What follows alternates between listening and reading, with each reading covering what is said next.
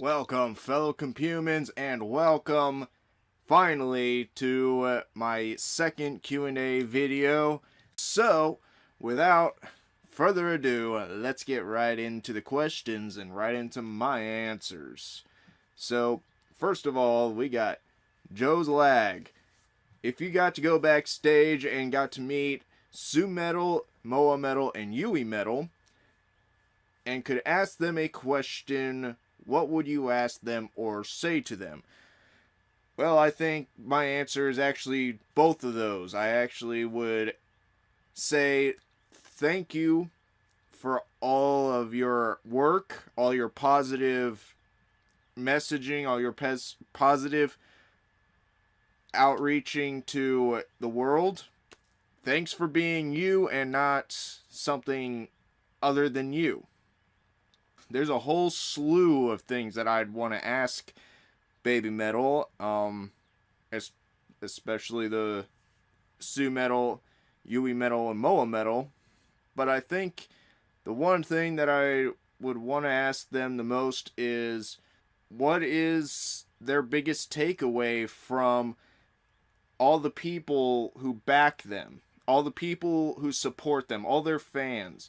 What is their biggest feeling when it comes to how the fans react to them, how the evolution has come up to where it is now, where it's literally just a group, literally just a band as one.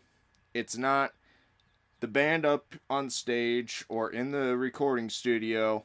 It's not the fans buying their songs or buying their CDs or whatever, or their songs out on wherever on the internet, because music is almost a non-existent business anymore.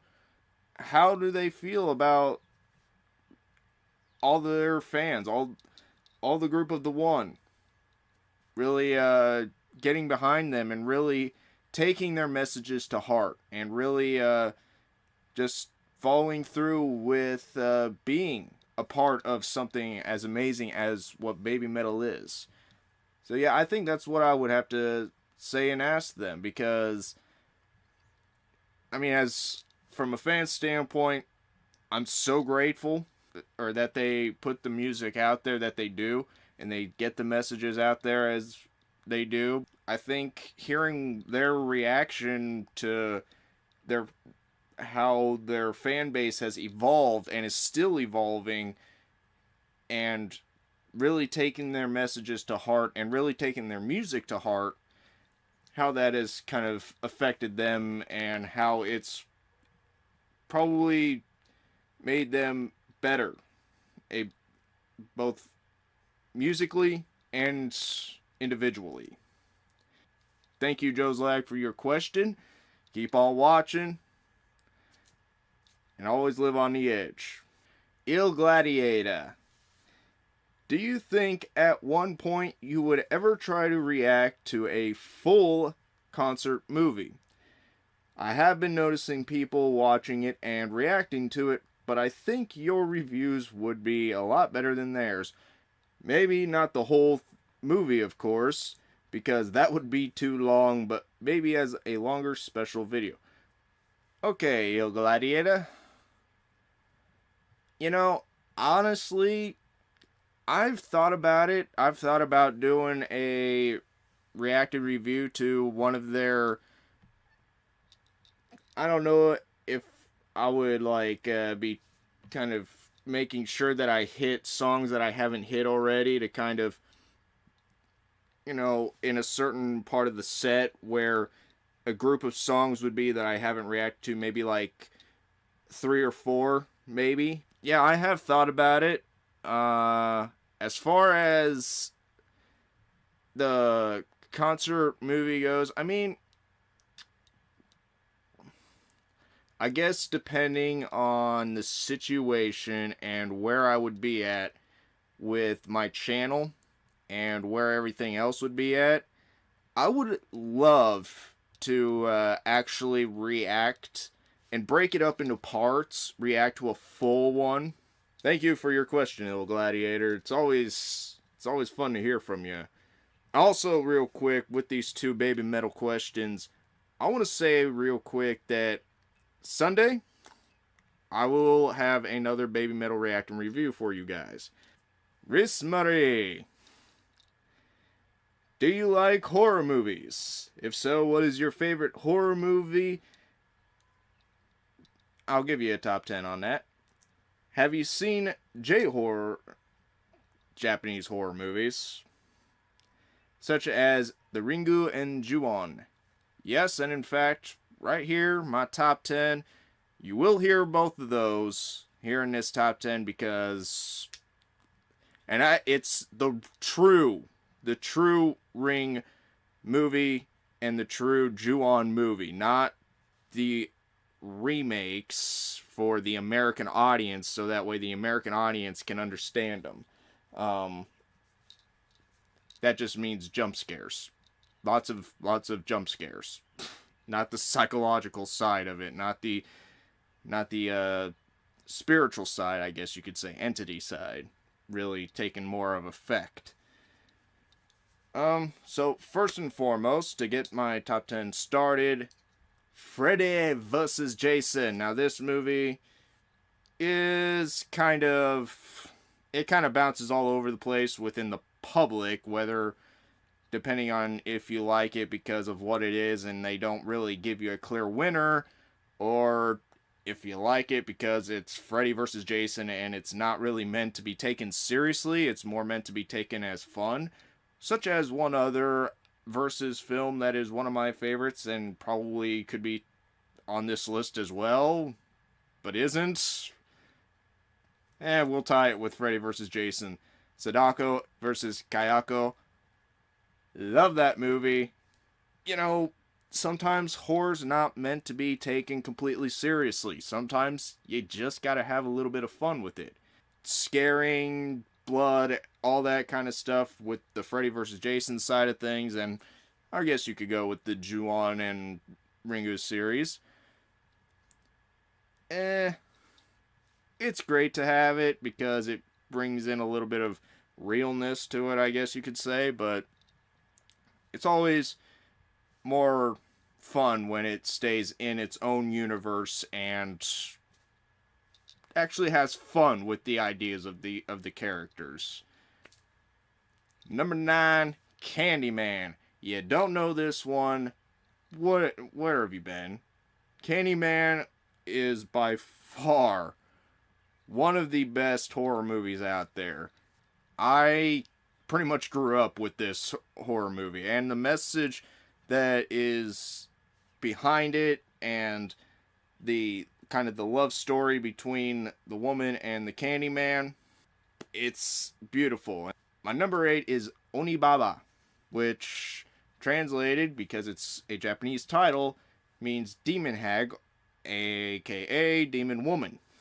And this one is more of the independent style drama art, if you want to say that, but it's still horror.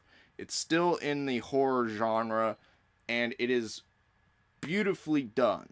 It is very well done. It's black and white, of course. It's just one of those films that when I saw it for the first time, now I'm someone who loves black and white films, and you're probably going to kind of get that along the lines here with this list of mine here. And also the fact that they bring in the no mask, which is a Japanese urban legend of if you put the mask on, the demon spirit within will take over, so they bring that into the story. And it's such an awesome movie. I'm not really going to go into much explaining on these movies, because I think the less I explain it, the more it'll let you guys want to go check them out for yourselves, if you haven't seen them already. So, yeah, number 8, Onibaba, aka Demon Hag or Demon Woman. Number 7, Night of the Living Dead, George A. Romero. Well done. This one, pretty much everybody knows. If you're a horror movie fan, you know this movie. If you're a zombie movie fan, you know this movie because it is the one that started it all. It's horror, but it's definitely got a big artistic side to it. And that's what I love most about the black and white films is they always had the art behind them to go with the scares. And they didn't really have much jump scares in them either. Guys getting the fact that I don't really like jump scares because they're overused. Number 6, Audition or Audition. It's another Japanese horror movie. Audition is more of the modern style of horror. It's much more gritty, it's much more diabolical, if you want to say. Um, Especially with what happens to the main character in the film. Kind of closer to when everything really starts to go horrible. Like I said, I'm not here to tell you guys everything about the movies. I'm just here letting you guys know my personal top 10 list. Number 5, we get into The Ring, or Ringu, whichever title you prefer. Now, when, as I said earlier, I prefer the Japanese version of it because it is the original version, it is the true version, it is the real version. Now, I'm not bad mouthing the American made Ring. I love that movie as well. It has its own place. But the Japanese version is where that one came from, and it is where the whole story got started. It's where the entire myth and legend of the Ring series and the Ring movies began.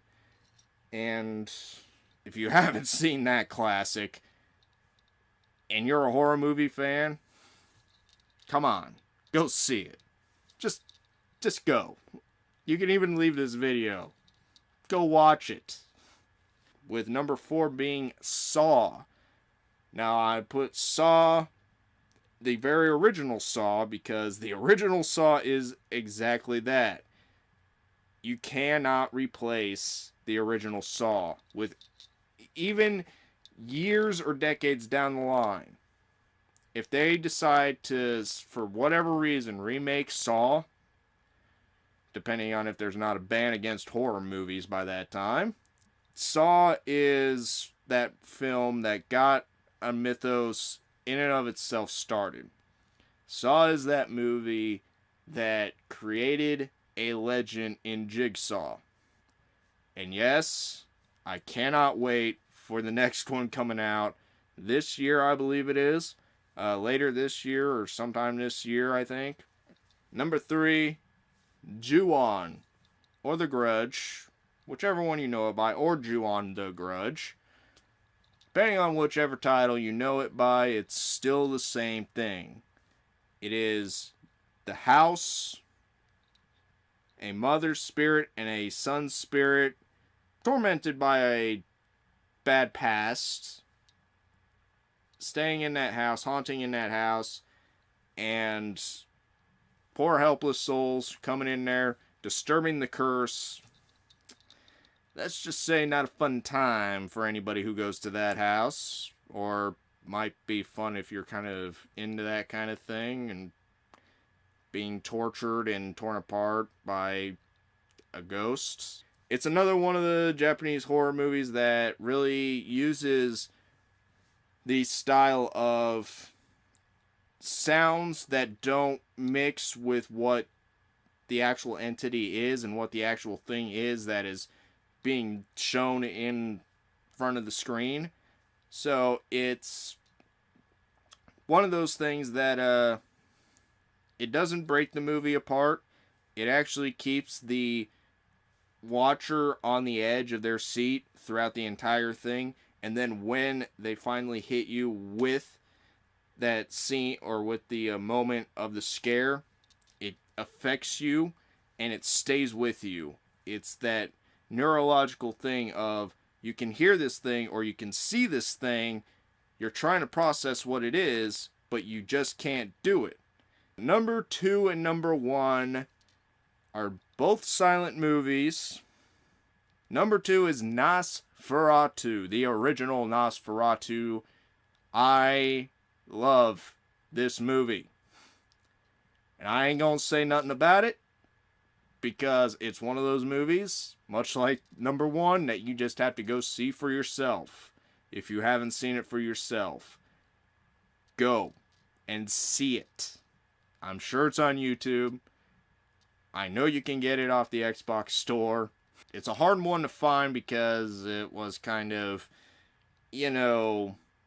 buried deep within the sands of time for movies, but still one of the best horror movies of all time. And the fact that silent horror movies, in a way, actually kind of started the whole psychological horror side of things, because back then it was more about the visual of the creature coming at you and moving slowly and doing all this stuff. So it's really crazy how silent movies actually truly started psychological horror, and are psychological horror in the grand scheme of things. Number 1, The Cabinet of Dr. Caligari. My God, this horror movie shows that you can have brilliant art pieces with horrifying characters and a story that is both horrifying but touching at the same time as well, connectable to the watcher, with the watcher. Like, you can feel like you would be in that, if you were in that situation, this is what you would do, that's how you would feel, or whatever else. And the fact that the world of Caligari is twisted, some things are enlarged to small, when it's far away, it's smaller, but when you get closer, it's really like a fairy tale book. It's beautiful. It's one of the most amazing horror movies ever made, silent or sound. That's one movie that I think if they ever touch, a lot of people might be mad about that. Well, then again, you say that about The Crow, and well, here we are, but I digress. This is going to conclude Q&A video number 2. And I hope you guys all enjoyed. For those of you who asked questions, and to those of you who watch my videos, I thank you very much. It's great to have you here. Hope you keep on watching. Hope you stay with me. And stay with me even though I don't upload a whole lot of reaction reviews to Baby Metal. Even though I know that's a lot of what you guys are here for on my channel, but I got other things. I got other videos. I got other series. As I said, this Sunday, new reaction review to Baby Metal. I thank everybody so much for watching. You liked this video, go ahead and answer that like button with a thumb. Don't forget to subscribe. Leave a comment down below saying what your favorite horror movies are. You can give a top 10 or a top 5, or just what your favorite horror movie is. Also, say down below what you would ask or say to Baby Metal if you got the chance to go backstage. Always take care of each other. Always live on the edge. And I will see you in that next episode. See ya.